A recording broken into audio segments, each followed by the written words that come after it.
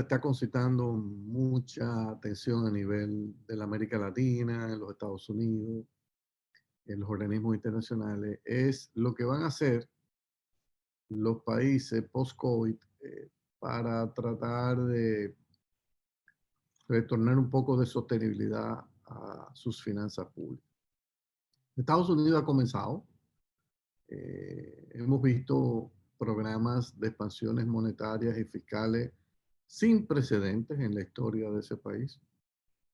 O sea, lo que ha estado haciendo Estados Unidos para levantar a su economía y evitar la caída, la generación de una gran depresión, una nueva gran depresión, ha sido realmente insólito. Han disparado todos los cañones monetarios y fiscales. Por el lado monetario, lo que la Fed ha lanzado no tiene precedente. Un aumento de la oferta monetaria a través de todos estos programas de estímulo superior al 60%. Por el ámbito fiscal, los apoyos y subsidios que ha dado el gobierno norteamericano por varios trillones de dólares, ahora se suma una partida más a ser ejecutada en 8 años para reestructurar toda la infraestructura física de ese país en un programa económico muy, muy keynesiano de expansión de la demanda agregada a través de grandes proyectos de inversión pública. O sea, la administración Biden está comprometida a hacer un esfuerzo considerable eh, para restaurar el crecimiento, pero al mismo tiempo crear las condiciones para que Estados Unidos pueda recuperar parte de la competitividad que ha perdido vis a vis China. No hay duda de que China, con toda la inversión en infraestructura física que ha hecho en los últimos 20 años, le lleva la milla a los Estados Unidos en términos de calidad de toda su infraestructura necesaria para competir a nivel global. Puertos, aeropuertos, autopistas, puentes, túneles, todo tipo de infraestructura de transporte público de pasajeros, trenes súper rápidos, o sea, prácticamente en todos los renglones de la infraestructura básica de una economía, luciría que China ya le lleva cerca de 20 o 25 años a los Estados Unidos. Entonces, recuperar eso requiere un gran esfuerzo y Biden lo ha entendido y entiende que hay que pisar el acelerador, aún a riesgo de que esto genere un rebrote de inflación por encima de la meta durante un par de años. Claro, hay todo un movimiento en los Estados Unidos también que viene con el Partido Demócrata y sus economistas del aumento de la desigualdad que se ha estado generando en los últimos años. Incluso muchos se han sentido mal de que la desigualdad aumentó a raíz del COVID. Eh, Muchas personas de ingresos medios, bajos, que perdieron sus empleos y tuvieron que recibir asistencia del gobierno, bajaron en términos de calidad de vida y de ingresos en la escala de los deciles de ingreso. En cambio, los tops 1%, o sea, la gente que está por encima del 1 o 2%, eh, se han hecho más ricos por una sencilla razón. O sea, con todo el estímulo monetario que se produjo, toda esa liquidez fue al sistema financiero y mucha gente que tenía ahorro dice, bueno, ¿y qué hago con esta liquidez? Porque esto va a generar inflación, yo me quiero proteger. ¿Qué puedo yo comprar? Bueno, y lo que empezaron fue a seleccionar una serie de empresas diciendo, mira, pero yo quizá me puedo proteger comprando acciones de estas empresas norteamericanas y apostar a que esto me protege. Bueno, efectivamente, mucha gente hizo eso. Muchos fondos de inversión, fondos de pensiones. ¿Y qué pasó con el precio de las acciones de esas empresas? Que se dispararon vertiginosamente y los dueños de esas empresas, los principales accionistas de esas empresas, prácticamente duplicaron en un año su nivel de riqueza. O sea, hay mucha gente que dice, pero ¿cómo es posible que en medio de esta tragedia haya gente que se haya hecho más rico? Bueno, esa es la economía de mercado, ese es el sistema capitalista.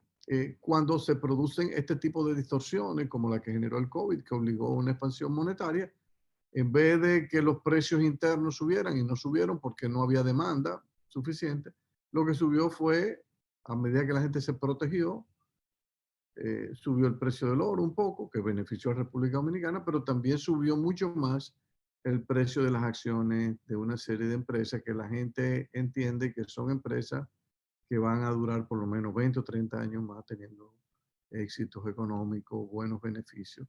Y dijeron, voy a poner parte de mi capital aquí. Eso, concomitantemente con el hecho de que muchas de estas empresas a través de artificio han logrado beneficiarse del uso de paraísos fiscales para no pagar impuestos sobre la renta en los Estados Unidos, ha generado en los últimos años todo un debate de si la fiscalidad, si el sistema impositivo está haciendo su trabajo o no para contribuir a reducir la desigualdad. En esto, las escuelas económicas, hay dos escuelas fundamentales. La principal es la escuela de la progresividad, que te dice, mira, vamos a establecer tasas de impuestos progresivas cada vez más altas, y por el lado entonces de los impuestos nosotros podemos hacer una contribución eh, a mejorar la equidad distributiva. En la medida en que usted logre recaudarlo y eso no dé lugar a ilusión o evasión fiscal, de eso que usted ha identificado como sus targets, sus, la fuente donde usted quiere extraer esa renta, en la medida que usted logre eso, eso no hay duda de que mejora la equidad. Ahora, si usted está en un país donde eso es lo que da lugar a evasión y ilusión, que se le escapa, entonces usted no recauda nada y se queda a medio camino y no hace nada, no logra ningún efecto. La otra escuela es la que plantea, bueno, lo importante aquí es recaudar y yo voy a hacer la redistribución a través del gasto. Esa es la escuela, principalmente Europa. Si usted ve Europa, tiene el IVA, que no lo tiene Estados Unidos, y entonces a través del IVA han ido todos los años periódicamente aumentándolo, recuperan por ahí y con eso financian un estado de bienestar social donde van a ayudar preponderantemente a las personas de menores niveles de ingreso. Entonces, son dos esquemas diferentes. Estados Unidos no tiene el IVA. La clase política de ese país nunca ha querido discutir ese tema. Deja a nivel de los estados la administración de lo que se llama el sale tax, el impuesto sobre venta, con tasas que van desde 0% en algunos estados hasta 8, 8,5% en otros. O sea, es realmente insignificante cuando uno contrasta con el poder recaudatorio que tiene el IVA en países como la América Latina, países de Europa. Entonces, es toda una discusión de enfoque. Biden, que dice, bueno, yo no tengo IVA aquí, yo no voy a dar esa batalla por el IVA, aquí lo que tenemos que hacer es subir los impuestos directos a las personas físicas, los impuestos a nivel federal, van a subir el impuesto sobre la persona física, creo que 3, 4 puntos porcentuales, sobre la eh, empresa, el impuesto corporativo, la idea es subirlo del 21 al 28%. Y ahora se anuncia también un aumento en el impuesto sobre ganancia de capital, que es el impuesto donde caería, por ejemplo, todo el que invirtió en acciones, si realiza la ganancia, o sea, cuando vende las acciones y tiene una ganancia de capital, va a tener que pagar. Y la idea es que pague cerca de un 40 y pico por ciento. Ahora mismo paga mucho menos de ahí.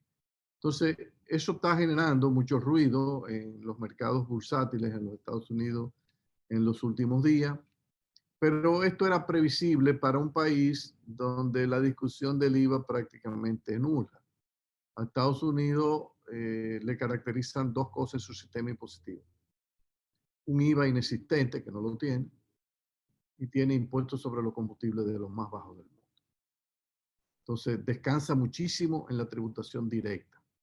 Pero la tributación directa, como ha bajado en todo el planeta, menos en los Estados Unidos de manera significativa, ¿qué es lo que han hecho muchas empresas norteamericanas? Bueno, se han cambiado la nacionalidad y han establecido operaciones en otros países sujetas a no pago de impuestos. Entonces, porque el capital eso es lo que hace. Entonces, Hay que ver eventualmente qué va a pasar, qué tipo de mecanismo. Hay una discusión de un impuesto mínimo en los Estados Unidos que grave incluso todas las actividades de empresas norteamericanas fuera de su territorio en países donde estén exentas esas inversiones. Entonces, para garantizar un mínimo de ingresos, hay que ver cuán exitosos serán en ese proceso. Pero esto llama la atención de que hay un gobierno en los Estados Unidos que entiende que no solo tiene que enfrentar el tema de la desigualdad, pero quiere mandar una señal a los mercados de que tiene un compromiso con una fiscalidad responsable. Esa fiscalidad ha tenido que alejarse de la sostenibilidad en los últimos 2 años debido a la crisis del COVID, a la pandemia. Y eso se ha aceptado en los Estados Unidos. La clase política lo ha reconocido como necesario. Pero ellos entienden que llegó el momento para mandar una señal de que el dólar va a seguir siendo la moneda eh, más importante de la economía mundial. Hay que mandar la señal de que nosotros vamos a sanear nuestra finanza pública y para eso venimos con este programa de reforma impositiva. Hay que ver ahora si ese programa pasa o no pasa, eh, donde tiene que ser aprobado. El Senado, donde ahí es más cerrado la discusión, y la Cámara de Representantes, donde tiene un poco más de margen el Partido Demócrata. Eh, Va a ser una batalla interesante, va a haber mucho debate económico. La mayoría de los economistas en los Estados Unidos favorecen el aumento de los impuestos directos a personas físicas y a las corporativas, incluyendo el ganancia de capital, porque entienden que eso contribuye a mejorar la equidad fi, fiscal y a mejorar la gran desigualdad que hay, o sea, ver cómo la van aminorando. Pero la deficiencia que tiene el sistema norteamericano apunta a que uno no cree que la historia va a terminar ahí, que eventualmente ellos van a tener que, con los años, ver cómo está comportándose el resto del mundo en materia de nuevas figuras impositivas y fiscalidad. Eventualmente, en un momento dado, el tema del IVA va a ser debatido, quizá en una administración republicana mucho más adelante. Eso nos pone a nosotros en el preámbulo de, bueno, y República Dominicana, el presidente ha dicho que este año tiene que discutir una reforma fiscal. De cara a los Estados Unidos, ¿qué vamos a hacer nosotros? Nosotros, hay mucha gente preocupada que dice, mira, en un momento que nos estamos recuperando, eh, meter una reforma fiscal es contraproducente. Bueno, lo primero que hay que decir es que la reforma no entra en vigencia en el año 2021, que es el año de la recuperación. O sea, hasta donde uno tiene entendido, los estrategas del gobierno dominicano están pensando que la reforma entraría en vigencia a partir de enero del 2022.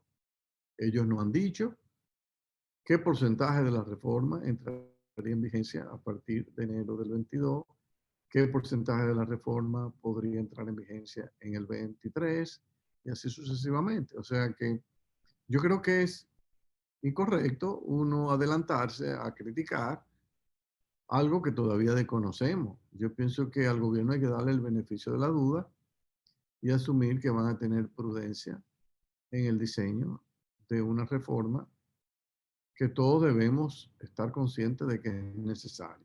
Podemos tener diferencia, y eso se entiende, en cuanto al timing, o sea, si es conveniente o no hacerla en el 22, el 23, el 24, el 25, el 26. Usted puede estar eh, con una posición sobre eso y eso uno lo tiene que respetar. Ahora, también tenemos que respetar el proceso de toma de decisiones de quienes tienen en su poder 24.000 millones de dólares de bonos globales de la República Dominicana, a los cuales el gobierno le ha prometido desde hace un buen tiempo que va a hacer una reforma fiscal integral.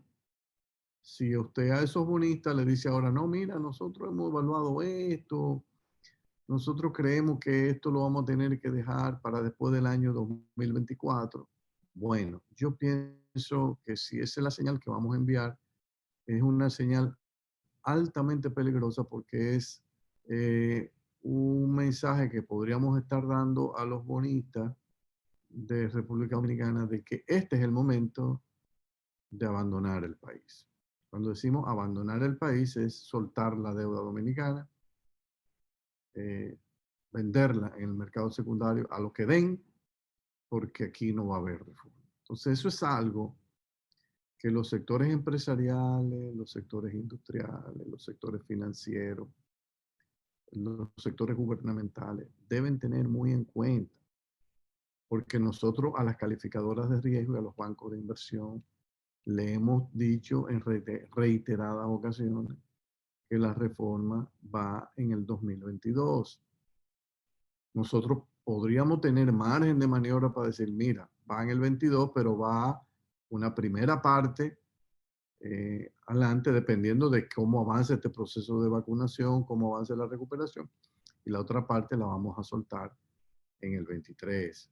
No podemos soltarla toda de golpe en el 22 porque puede haber una contracción de demanda agregada que todo lo que logramos de recuperación en el 21 lo echemos para atrás. Entonces, queriendo controlar el crecimiento de la deuda, lo que vamos es a afectar la recuperación de lo que está en el denominador, que es el Producto Interno Bruto, que es una variable que los tenedores de bono ven. Si tu crecimiento en el 23, debido a la reforma, porque metiste una super reforma radical que lo recaude todo en el 23, en el 22, y de repente tú tienes que el PIB, en vez de crecerte 6, 5, te va a crecer 0, eso va a llamar la atención. Eso va a llamar la atención y es contraproducente. Y ahí es que el gobierno tiene que ser capaz de armar y estructurar un discurso inteligente con las firmas calificadoras, los tenedores de bonos, los bancos de inversión, hacer una especie de roadshow.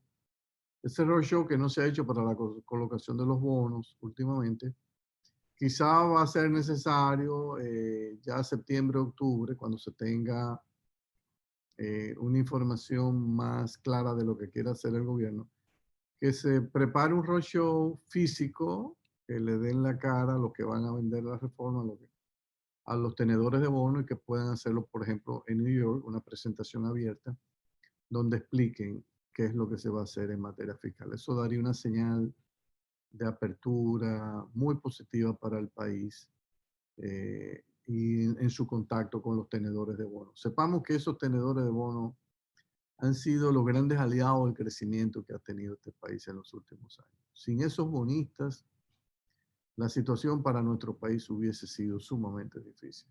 No es verdad que el Banco Mundial y el BID nos iban a prestar 24 mil millones de dólares, como nos han facilitado estos tenedores de bonos. Entonces, esos tenedores de bonos merecen respeto, merecen que se le comunique lo que lo que se está pensando hacer y que se le dé una imagen de madurez y de prudencia en la ejecución de reformas.